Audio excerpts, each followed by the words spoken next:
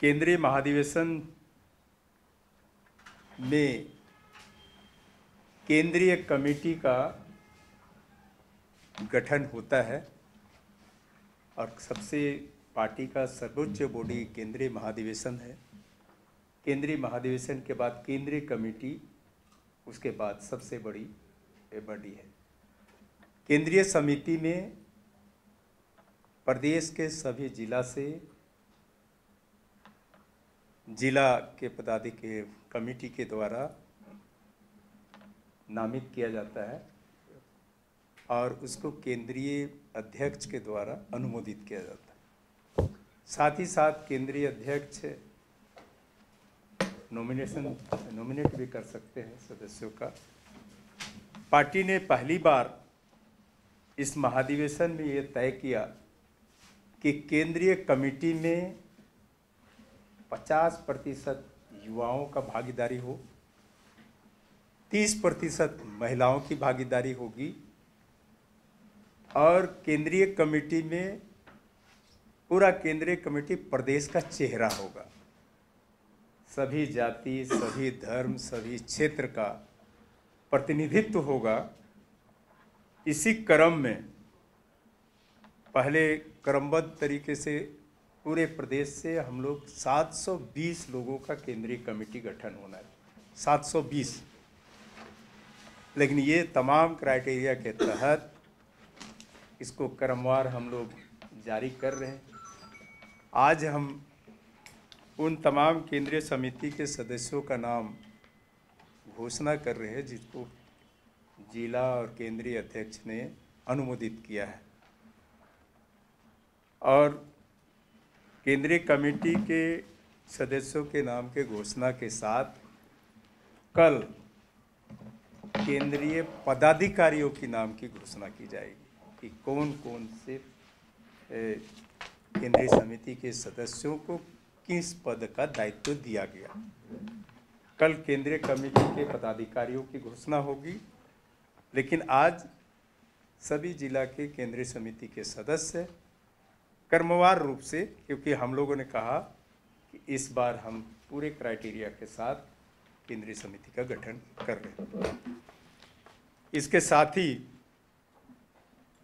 हम केंद्रीय समिति के गठन के साथ ही हम विजन, जो हम लोग निर्णय लिए हैं उसका विजन डॉक्यूमेंट ये करेंगे और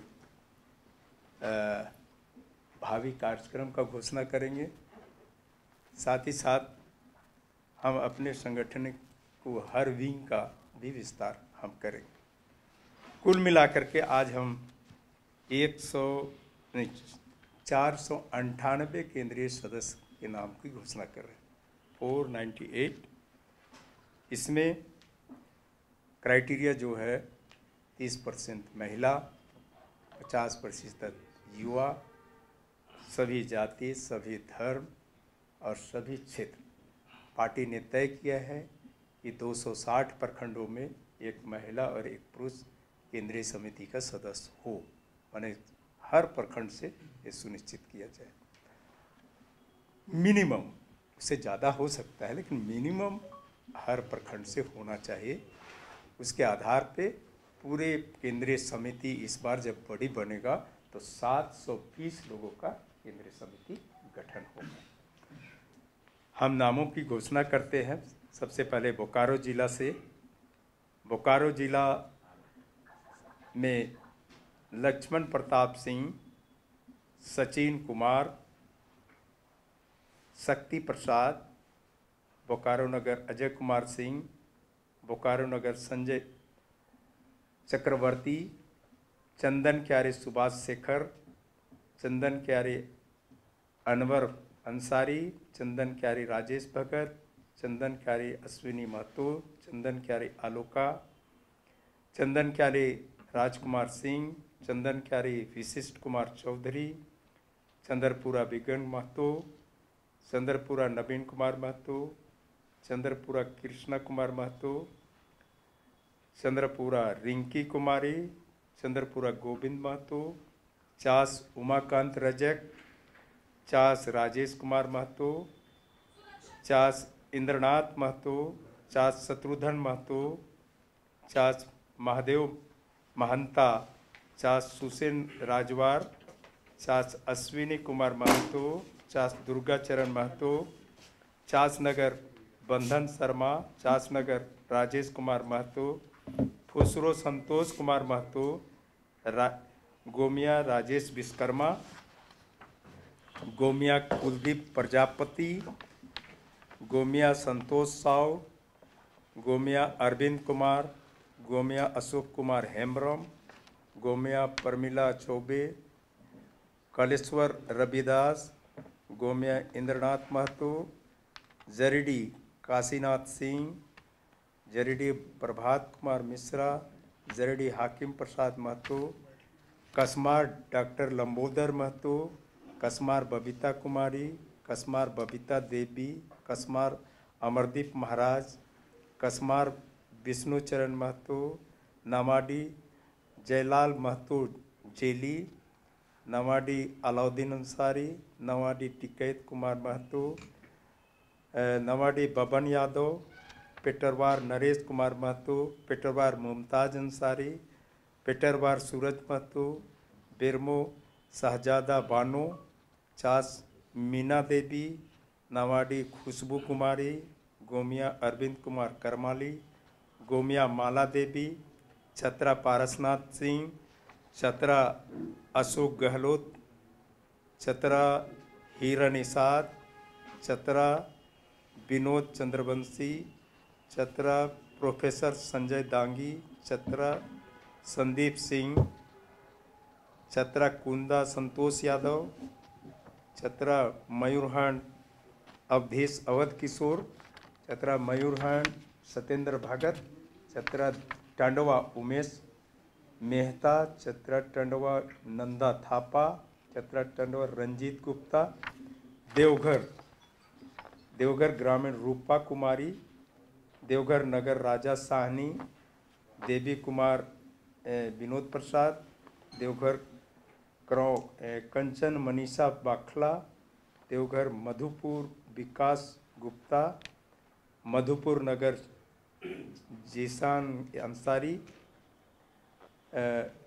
मरगमुंडा पूनम मधु तांबा, सुबोध प्रसाद, बालजोरी से अरुण कुमार महतो, सारट निशी कुमारी, देवघर निशी सुशील कुमार वर्मा, देवघर शैलेंद्र कुमार सिंह। मैंने एक ग्रुप में डाल दीजिए खाली, ये पूरे नाम को हमको लगता है कि ग्रुप में न्यूज़ के ग्रुप में डाल देंगे। इम्पोर्टेंट है तो बता दें। मैंने धनबाद से कितने जिले में आप लोगों का एक्सटेंशन 2400 कर दिए हैं?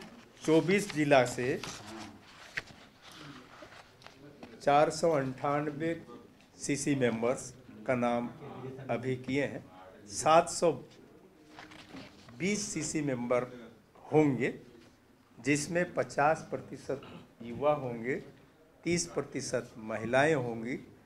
सभी जाति में एसटी, एससी, ओबीसी और जनरल राज्य के आरक्षण के हिसाब से पार्टी के पदों में प्रतिनिधित्व और नेतृत्व करने का अवसर, भागीदारी सुनिश्चित करेंगे।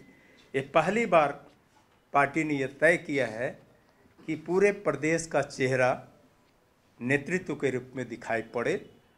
हम सब की बात करते हैं, सब पर विश्वास करते हैं, सबको साथ लेकर के चलना चाहते हैं। पार्टी ने इस महाधिवेशन में आम आवाम की आवाज़ को गोलबंद करने का प्रयास किया, सबकी बात को एक साथ ले करके चले और झारखंड को एक बेहतर झारखंड बनाने में सबका भागीदारी सुनिश्चित कर सके। इसी सोच के साथ हम लोगों ने एक नव निर्माण का नव संकल्प हम लोगों ने लिया है। अधिकारी कब घोषणा करेंगे? कल पदाधिकारियों की घोषणा की जाएगी। युवा का परिभाषा क्या रखी है पार्टी? नहीं, युवाओं की भागीदारी 40 साल से जो नीचे हैं उसको हम लोग यूथ मानते हैं कि 40 साल से नीचे की उम्र को यूथ। तो जो जाति को आप सब जाति को सम्मिलित किए हैं या कैटेगरी को सम्मिलित किए हैं? एसटी, एससी, बीसी और जनरल जो आरक्षण के तहत राज्य सरकार में या इस राज्य में है, वो उस क्राइटेरिया को हम लोग फुलफिल करने का प्रयास करेंगे। बैकवर्ड क्लास में जितनी जातियां हैं, हम लोग निश्चित तौर पर उन जाति के मेजर लोगों को हम नेतृत्व करने का अवसर देंगे। ये 50% आप युवा बोल रहे हैं और जो महिलाएं हैं, तो महिला 50% महिलाएं भी हैं, महिला एकदम सेपरेट है? 50% युवा में महिला युवा भी होगी, ऐसा नहीं कि उम्र के हिसाब से युवा हो ना, उसमें महिला नौजवान साथी जितने भी हैं, लेकिन महिला कोटा में महिला जाएंगे, ये कहें। अच्छा, कितना नया है कितना आरक्षित रखे हैं सर? हम्म? महिलाओं के लिए कितना आरक्षित है? 30%। कितना महिलाओं changes के है लिए पहले 30 से? है। पिछले बार से और अभी कितना changes? नहीं, पिछले बार इस तरह का नहीं था। नहीं, पिछले बार संख्या क्या थी? नहीं, पिछले बार तो पहले तो हम लोग का प्रत्येक जिला से 10 केंद्रीय समिति के सदस्य लिए जाते, इस बार मैक्सिमम 30 हो गया। इस बार हर प्रखंड से 2 हम लोग कंपलसरी कर दे मिनिमम, और इस तरह से 720 केंद्रीय समिति के सदस्य होंगे। उसमें ये क्राइटेरिया रखे हैं कि कम से कम यूथ नया लीडरशिप अब आए और एकदम सेंट्रली नेतृत्व दे। केंद्र समिति में कितने सदस्य हुआ करते थे? केंद्र समिति में कितने सदस्य होते थे पहले? 24 × 10 240। अच्छा दादा, लेकिन इस बार जब पदाधिकारी की आप घोषणा करेंगे तो अक्सर आंसू में देखा जाता है कि कुछ ही चुनिंदे लोग रहते हैं इर्द गिर्द। क्या इस बार वो सिनेरियो बदलेगा? इस बार बहुत सारे नए चेहरे केंद्रीय कमेटी में होंगे, केंद्रीय पदाधिकारी होंगे। कुछ लोग को तो उम्मीद भी नहीं होगा कि हम उस पद पे आएंगे, वैसे लोग भी होंगे, क्योंकि हमने क्राइटेरिया ही वैसा बनाया है। और की संख्या क्या होगी? जो क्राइटेरिया है उसके तहत ही संख्या है। प्रवक्ता है, केंद्रीय उपाध्यक्ष है, केंद्रीय महासचिव है, प्रधान सचिव, मैंने जो भी पदे हैं वो कल हम लोग घोषणा करेंगे। गिरिडीह से आपने कितना बनाया है? अलग अलग जगह का अलग। गिरिडीह का बताइए, लोकसभा का गिरिडीह का। हाँ, गिरिडीह से 28 है। नहीं, अभी